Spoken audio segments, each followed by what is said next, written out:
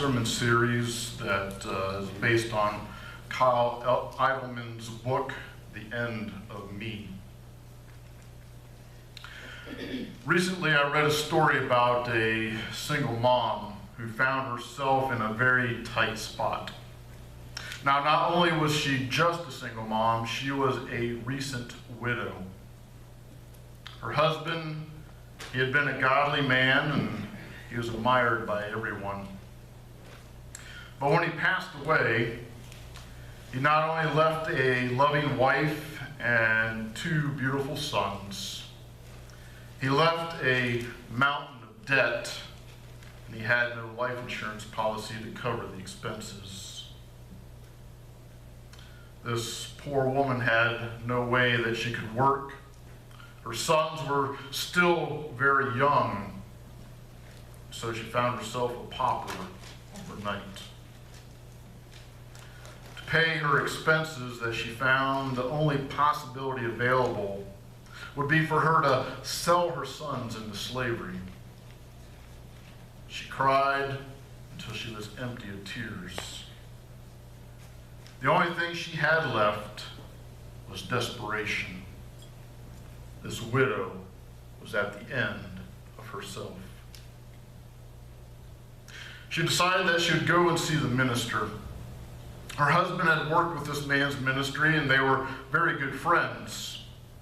Maybe he would be able to offer some kind of a financial solution for her. So she went to him and said, "I'm at my wit's end. We have lost everything, and my boys are all that's left. Soon they and the house will be gone if I don't come up with some money soon." Well, the preacher reached over and gently wiped away her tears and said, "I'm sorry for what you're going through. What have you got left?" As she met his eyes, she said, "Nothing. I have nothing." And she cried again. She told him, "I sold it all. All I have is empty rooms filled only with memories. Other than that, there may be a small flask of olive oil on the shelf." That's when the preacher, whose name happened to be Elisha, he told her to go door to door, ask your neighbors to lend you all of your empty jars that they could spare. Then he told her to place the jars on the floor, close the door, take that little flask of oil, and begin pouring. "How could this possibly help?" she asked. "Have faith," was his reply. Some hours later, the room was filled with jars. And the jars, they were filled with oil. The boys were laughing as they ran from jar to jar, and that little flask kept giving and giving. The last drop fell at the rim of the last jar. When you sell the oil, you'll find that your debt is paid and you have enough left over to live on. That was what Elisha told her. And of course, he was right. This story is found in 2 Kings 4, verses 1 through 7. This passage comes to us as a reminder that God loves to fill empty things, whether it is a jar or a measure of hope. Jars are made to be filled. They do not fill themselves, but they receive what is poured into them. And all jars begin with emptiness. The same applies for you and for me. The measure of filling that we receive is in proportion to our level of emptiness. Let me say that again. The measure of filling that we receive is in proportion to our level of emptiness. We have all experienced a time of emptiness. Possibly even some of you are going through that right now. When that time happened, it was never a part of your your plan, was it? But we know that life has this way of pouring us out by taking away someone that we love, taking away our home, taking away our job. It can even take away our health and our hope. We feel this surge of unwanted emotions, fear, vulnerability, loneliness, anger, resentment, and finally, the worst emotional state of all, emptiness itself. We feel nothing. We are done. That is called despair. But consider this. What if that emptiness means God has us right where he wants us? In our emptiness at the end of me, we are in a position for the most wonderful thing that can happen in life. And that is a close encounter with a loving Heavenly Father who has in-depth, sweeping plans for blessing us in ways that we never imagined. When life takes away, God gives. Now, I'd assume that most of us would say that our lives are full to the brim, perhaps even running over at times. We can see it by looking at our calendars. We are booked solid. But we need to distinguish between a jar that is full and a jar that is filled. God is a filler of empty spaces. And we have Jesus as a living example of what that means. If we look in John chapter 2, we find Jesus' first recorded miracle, where he changed water into wine. You remember the story. It takes place at a wedding feast, and they were running low on wine. Now, we have to remember that weddings at this time were not just an afternoon affair like today. Rather, they lasted the entire week, and the wine was supposed to last. If you ran out of wine, it would expose you as a public ridicule. So we have these empty jars. And Jesus asked for 6 of them to be filled with water. That then turns into wine. And not just any kind of wine, but the best wine. The bridegroom is commended for saving the best wine for last, which was a rarity at those functions. Usually you started with the best wine, and it got weaker and weaker as the week went on. Jesus doesn't just fill emptiness. He fills it with joy and abundance. If we turn to John chapter 4, Jesus finds a woman by a well whose life is empty. And Jesus fills it. In John chapter 6, he faces a crowd of growling stomachs, and he fills them all. In Jairus' home, he finds the emptiness of a loss. A daughter has died. But Jesus fills that house with joy when he brings her back to life. Jesus saves a woman who was caught in adultery, and he fills her empty days with a hope that she has never experienced. Jesus fills. Jesus is eager and willing to fill, but we have to make the room by clearing out the useless clutter that fills us now. In Luke chapter 14, Jesus tells a parable of a great banquet.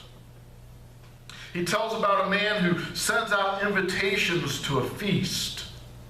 And when the table is set and the stove is preparing the food, he sends a servant to tell the guests, "Dinner served."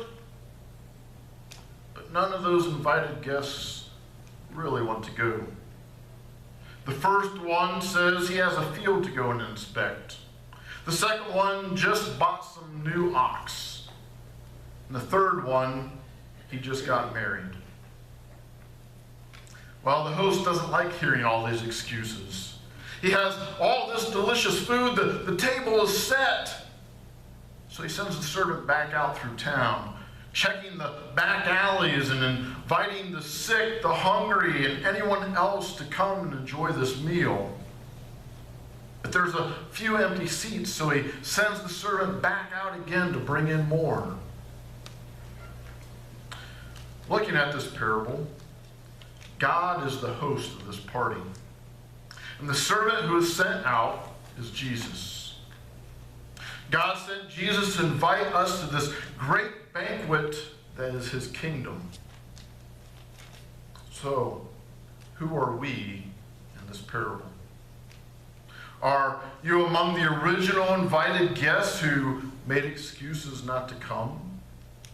Or are you part of the group that responded with a yes? This first guest, he had bought a field that he was eager to go and look at. Here, Jesus illustrates our consumption of personal gain, our filling life up with stuff.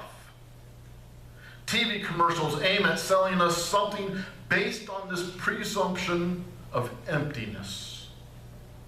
Advertising firms begin with the idea that you and I are missing something big in our lives, and their product can fill that void.